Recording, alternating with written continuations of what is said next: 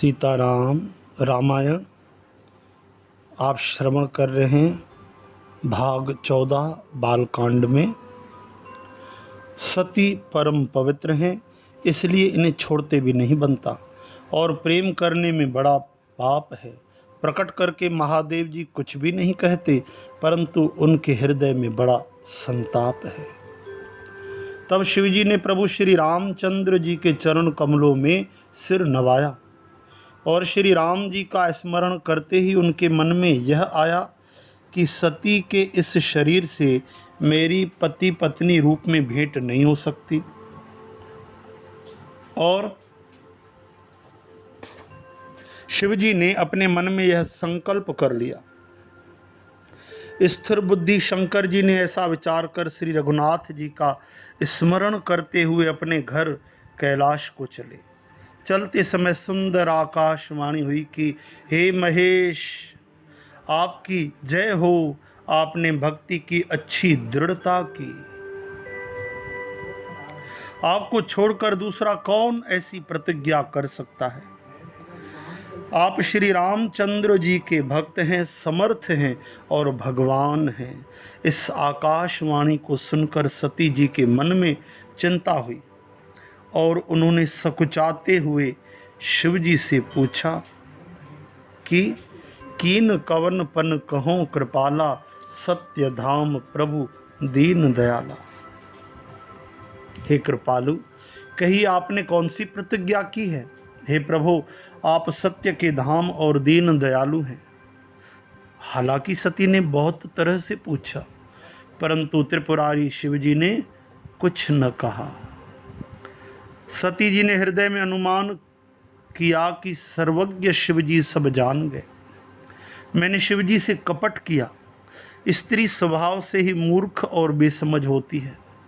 प्रीति की सुंदर रीत देखिए कि जल भी दूध के साथ मिलकर दूध के समान भाव से बिकता है, परंतु फिर कपट रूपी खटाई पड़ते ही पानी अलग हो जाता है, दूध फट जाता है और स्वाद प्रेम जाता रहता है।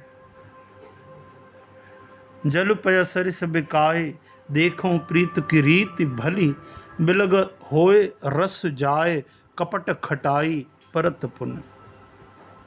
अपनी करनी को याद करके सती जी के हृदय में इतना सोच है और इतनी अपार चिंता है कि जिसका वर्णन नहीं किया जा सकता। उन्होंने समझ लिया कि शिव जी कृपा के परम अथाह सागर हैं। इससे प्रकट में उन्होंने मेरा अपराध नहीं कहा। शिव जी का रुख देखकर सती जी ने जान लिया कि स्वामी जी ने मेरा त्याग कर दिया और वे हृदय में व्याकुल हो उठी।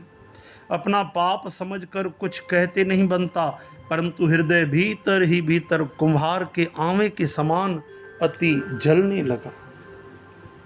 वृषकेतु शिवजी ने सती जी को चिंता में भरकर जानकर उन्हें सुख देने के लिए सुंदर कथाएं कही।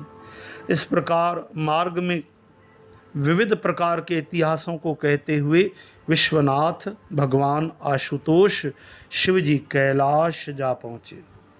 वहां फिर शिवजी ने अपनी प्रतिज्ञा को याद करके बड़ के पेड़ के नीचे पद्मासन लगाकर बैठ गए। शिवजी ने अपना स्वाभाविक रूप संभाला। उनकी अखंड और अपार समाधि लग गई। शंकर सहज स्वरूप संहारा, लागी समाधि अखंड अपारा। तब सती जी कैलाश पर रहने लगी। उनके मन में बड़ा दुख था। इस रहस्य को कोई कुछ भी नहीं जानता था। उनका एक एक दिन युग के समान बीत रहा था।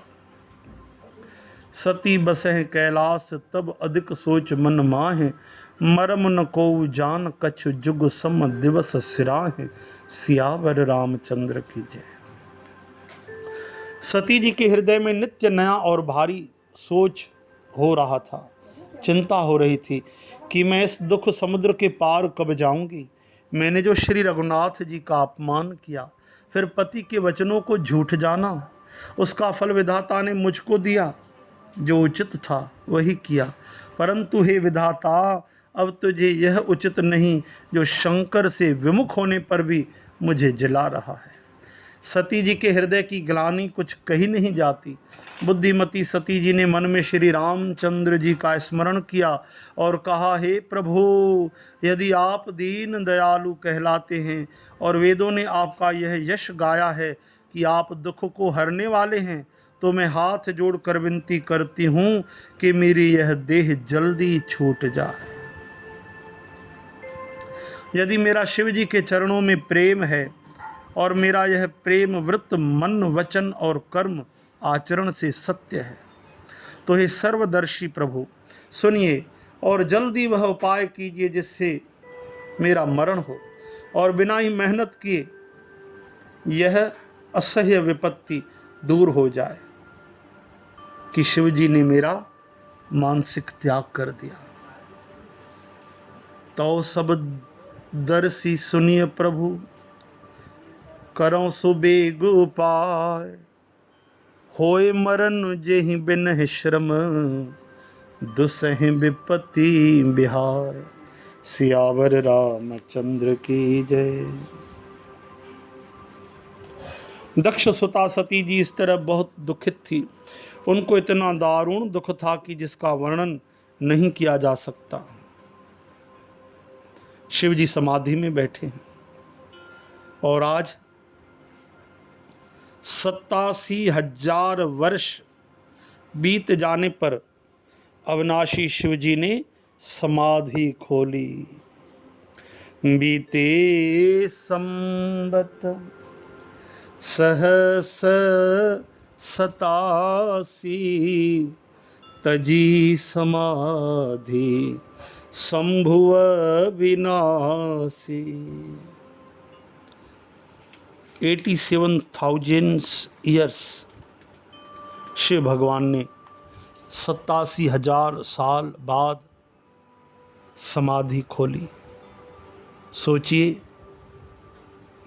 जिनका एक एक दिन युग के समान बीत रहा है, वो सती जी 87,000 साल बैठी रहीं शिव जी के पास, उस विरह में, पीड़ा में।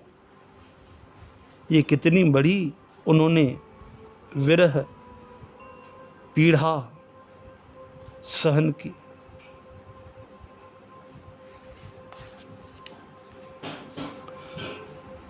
शिव जी जैसे ही समाधि से बाहर आए तो शिव जी राम नाम का स्मरण करने लगे। राम राम राम राम नाम शिव सुमरन लागे, जाने उस सती जगतपति जागे। तब सती जी ने जाना कि अब जगत के स्वामी शिव जी जागे। उन्होंने जाकर शिव जी के चरणों में प्रणाम किया। शिव जी ने उनको बैठने के लिए सामने आसन दिया।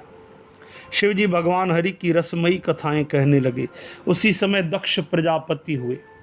ब्रह्मा जी ने सब तरह से योग्य देखकर दक्ष को प्रजापतियों का नायक बना दिया। जब दक्ष ने इतना बड़ा अधिकार पाया तो उनके हृदय में अति अभिमान आ गया। जगत में ऐसा कोई नहीं पैदा हुआ जिसको प्रभुता पाकर मद न हो।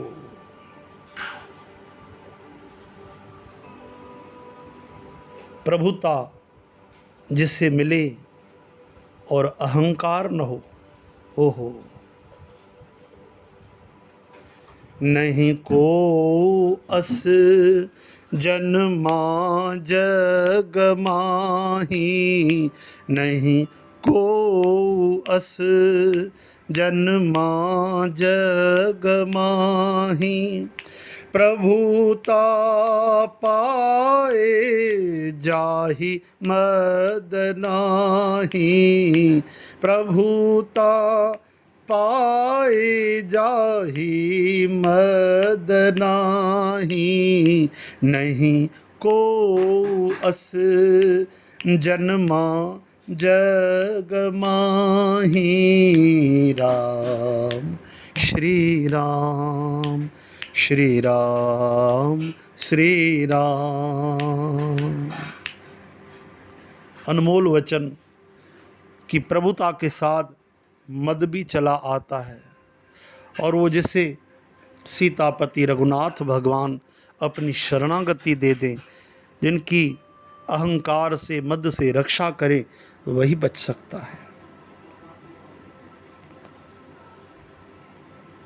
श्री राम जय जय राम, श्री राम जय जय राम।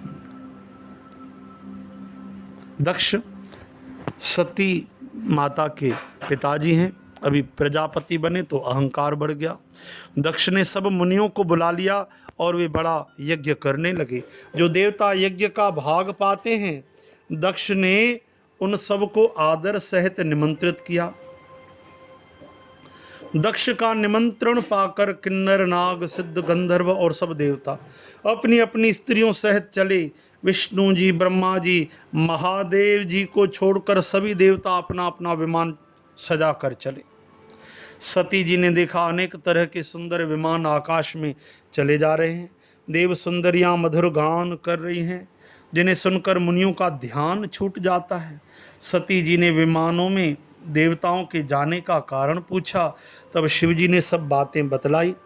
पिता के यज्ञ की बात सुनकर सती कुछ प्रसन्न हुई और सोचने लगी कि यदि महादेव जी मुझे आज्ञा दें तो इसी बहाने कुछ दिन पिता के घर जाकर रहूं, क्योंकि उनके हृदय में पति द्वारा त्यागी जाने का बड़ा भारी दुख था। पर अपना अपराध समझकर वे कुछ कहती न थी। पति परित्याग हृदय दुख भारी, कहे न निज अपराध बिचारी। आखिर सती जी भय, संकोच और प्रेम रस में सनी हुई मनोहर वाणी से बोली, हे प्रभु, मेरे पिता के घर बहुत बड़ा उत्सव है। यदि आपकी आज्ञा हो तो हे कृपाधाम, मैं आदर सहित उसे देखने जाऊं। पिता भवन उत्सव पर मैं जो प्रभु आयस होए, तो मैं जाऊं कृपा यतन सादर देखन, सोए सियावर रामचंद्र की जय। शिव जी ने कहा, तुमने बात तो अच्छी कही, यह मेरे मन को भी पसंद आई, पर उन्होंने न्योता नहीं भेजा, यह अनुचित है। दक्ष ने अपनी सब बेटियों को बुलाया है, किंतु हमारे वैर के कारण उन्होंने तुमको भी भुला दिया। हरे कृष्ण। वैर तो शिव जी कहते हैं, एक बार ब्रह्मा जी की सभा में हमसे अप्रसन्न हो गए थे और उसी से वे अब भी हमारा अपमान करते हैं। हे भवानी, जो तुम बिना बुलाए जाओगी तो न शील स्नेह ही रहेगा और न मान मर्यादा ही रहेगी। ब्रह्म सभा हम सन दुख माना, तेहि ते अजहु करहे अपमाना। श्री भागवत में कथा विस्तार से आती है। श्री राम। यद्यपि इसमें संदेह नहीं कि मित्र, स्वामी, पिता और गुरु के घर बिना बुलाए भी जाना चाहिए। किसके किसके यहाँ? एक मित्र हो, सखा हो, दूसरा स्वामी, मालिक हो, तीसरा पिता, माता पिता और चौथा सतगुरु। यहाँ बिना बुलाए भी जाना चाहिए। तो भी जहाँ कोई विरोध मानता हो, उसके घर जाने से कल्याण नहीं होता। शिव जी ने बहुत प्रकार से समझाया, पर होनहार वश सती के हृदय में बोध नहीं हुआ। फिर शिव जी ने कहा कि यदि बिना बुलाए जाओगी तो हमारी समझ में अच्छी बात न होगी। शिव जी ने बहुत प्रकार से कहकर देख लिया, किंतु जब सती किसी प्रकार भी नहीं रुकी, तब त्रिपुरारी महादेव जी ने अपने मुख्य गणों को साथ देकर उनको विदा कर दिया। कही देखा हर जतन बहु, रहे न दक्ष कुमार, दिए मुख्य गण संग तब, विदा कीन त्रिपुरारी। सियावर रामचंद्र की जय।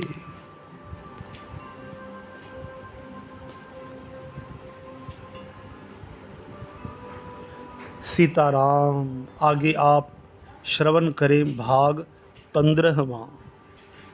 श्री राम जय जय राम, जय सिया राम।